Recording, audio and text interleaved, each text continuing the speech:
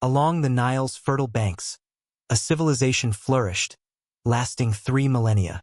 Their immense wealth, incredible art, and imposing architecture remained unmatched for ages.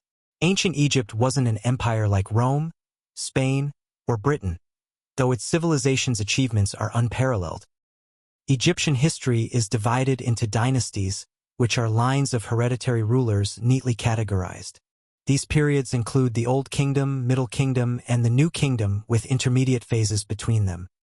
These intermediate phases saw central authority collapse and Egyptian culture descend into chaos. It was during the second intermediate period that Egypt faced disarray and crisis. A new foreign group, the Hyksos, had occupied northern Egypt and established a new ruling dynasty.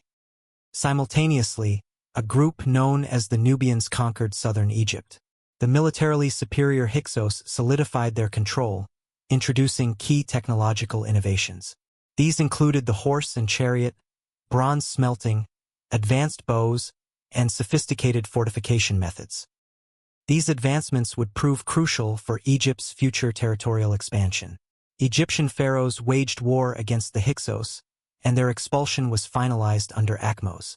Thutmose founded the 18th dynasty, beginning Egypt's imperial era in the Bronze Age.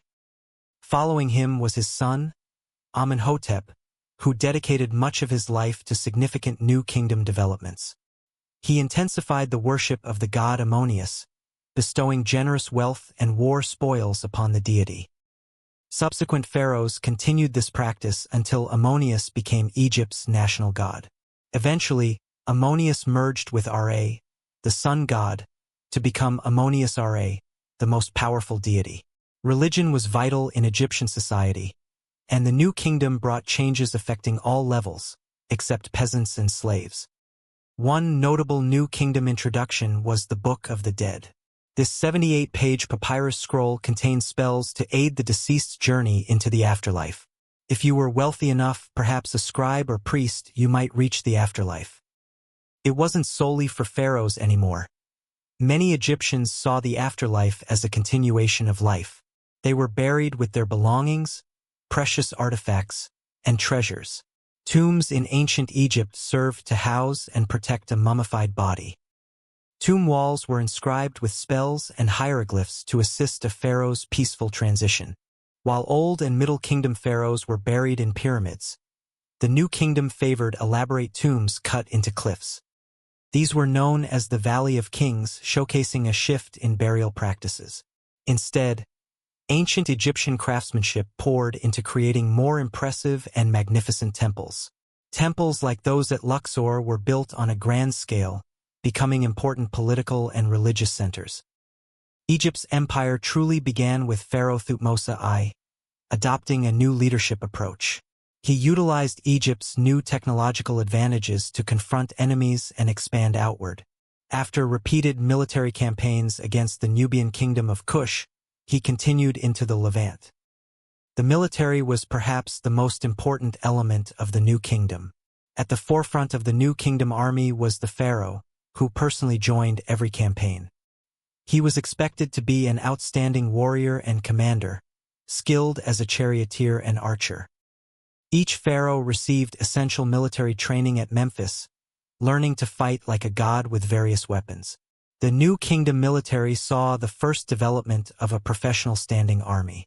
It became highly specialized, with divisions for chariots, infantry, intelligence, and naval units. It no longer relied on conscription but was equipped with well-trained professional warriors. The introduction of bronze meant each soldier had weapons manufactured in royal armories. While Egypt produced some copper, it heavily depended on imported tin and iron for bronze. Despite this, Egypt was by far the wealthiest nation on earth at the time. Their equipment included horses, chariots, bows, axes, spears, and new swords like the khepesh. This khepesh was a far more effective weapon than its predecessor, the mace. The elite chariot corps formed the core of the army, comprising the best-trained soldiers. A charioteer was a lifelong military member, eventually forming their own esteemed class. Under Thutmose III, ancient Egypt reached its greatest territorial extent and peak power. After capturing Megiddo, Thutmose controlled all of northern Canaan. The Syrian princes were compelled to send tribute and their own sons as hostages. His temple at Karnak also mentions gifts received from Assyrian, Babylonian, and Hittite kings. However, before Thutmose III, there was Pharaoh Hatshepsut, who expanded the empire through trade. Though rare for a woman to rule, it wasn't entirely unheard of, as women held high regard then. Her rise occurred during a time of peace and stability. She launched a successful sea voyage to the land of Punt, trading with its inhabitants. Her predecessor's Nubian achievements had also brought immense fortune to Egypt. This allowed her to undertake vast building programs, most famously her temple at Luxor. It served as a place of worship and to honor Ammonius' glory. Hatshepsut restored many temples and buildings, constructing significant monuments at Karnak. Her reign was prosperous, so much so that her story was nearly erased by successors. Her statues and references to her name were destroyed nearly 20 years after her rule. Egyptologists remain undecided on who or why they sought this destruction. Another key New Kingdom pharaoh was Akhenaten, who attempted religious reform. He tried to shift Egyptian religion from polytheism to monotheism, the worship of one god. This new god he enforced was the Aten, but his change was not widely accepted. Similar to Hatshepsut, his monuments were dismantled after his death. His statues were destroyed, and his name erased until his capital city was found. This site is known today as Amun-Ra. His son, Tutankhaten, abandoned Aten worship and changed his name to Tutankhamun. Tutankhamun's reign was brief, but he's famous for his largely unrobbed tomb. It was discovered by eager 20th-century British archaeologists. Under Seti I, Egypt maintained much of its Levant territory but lost Kadesh to the Hittites. The Hittites, a strong Anatolian empire, focused on military might and iron weapons. Under Ramesses II, numerous campaigns were launched into the Levant. The two powers clashed at the Battle of Kadesh, with an uncertain outcome. A peace treaty was ultimately implemented between them. His campaigns brought immense wealth to Egypt through tributaries from defeated peoples. Like those before him, Ramesses built numerous temples, monuments, and cities like Pyramus. One temple, Abu Simbel, symbolized Ramesses not just as pharaoh but as a deity. Ramesses is believed to have lived into his 90s with over 88 children. After 30 years on the throne, he joined Egypt's longest-reigning rulers. He brought peace, maintained borders, and built great monuments across the empire. This earned him the name Ramesses the Great. One of the last truly great pharaohs was Ramesses III, facing major assaults. The first came from mysterious, largely unknown people known as the Sea Peoples. This conflict is depicted on the walls of Medinet Habu, showing the Egyptian campaign. The attempted Sea People invasion wasn't Ramesses' only trouble. He also fought Libyan tribes. Unlike the Nubians, the Libyan tribes had little wealth to exploit. However, their population grew, and they began moving east into the Nile Delta. His turbulent reign ended with his assassination, leading to further instability. And many monuments throughout the empire, which earned him the name Ramesses the Great. Ramesses III was one of the last truly magnificent pharaohs, managing major assaults from two distinct groups of people. The first came from these mysteriously, largely unknown people, a group historians call the Sea Peoples.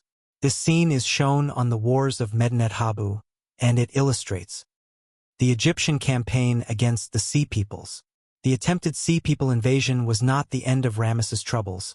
He also had to deal with two other wars against the Libyan tribes of the desert. Unlike the Nubians, these Libyan tribes possessed little wealth for the Egyptians to exploit, but their population increased over time and they started to move east into the Nile Delta. His tumultuous reign concluded with his assassination, which resulted in a string of ineffectual, mostly forgettable monarchs, coupled with a struggling economy. Severe drought, widespread famine, and outbreaks of plague caused the nascent kingdom to stagnate and gradually deteriorate, undermined by both internal strife and external pressures. As the high priests ascended to positions of authority, the pharaoh's influence waned, paving the way for foreign potentates to seize control of the land. Egypt subsequently fell under the dominion of the Nubians, Assyrians, Persians, and later Alexander the Great. Following his demise, the Ptolemaic dynasty was established, marking the final royal line. Upon the passing of Queen Cleopatra, the Romans asserted dominance, annexing the region into their vast dominion. The strategic positioning along the fertile banks of the Nile River facilitated a thriving, secure existence for the relatively isolated Egyptians, shielded by desert expanses for millennia. Egypt displayed minimal inclination toward exploration, conquest, or governing vast populations. Their incursions into the Levant, however, led to encounters with other powerful empires, and when their strength faltered, they succumbed to conquest. Considering its ancient origins, Egypt might not have been the most expansive empire, yet its distinctiveness is undeniable. A series of weak, mostly unremarkable rulers, alongside a struggling economy, drought, starvation, and disease, led to the new kingdom stagnating and slowly beginning to decline due to both internal and external factors. High priests started gaining influence, which diminished the pharaoh's authority, allowing foreign leaders to take over his territory. Egypt was invaded by the Nubians, Assyrians, Persians, and Alexander the Great. After his death, the Ptolemy dynasty,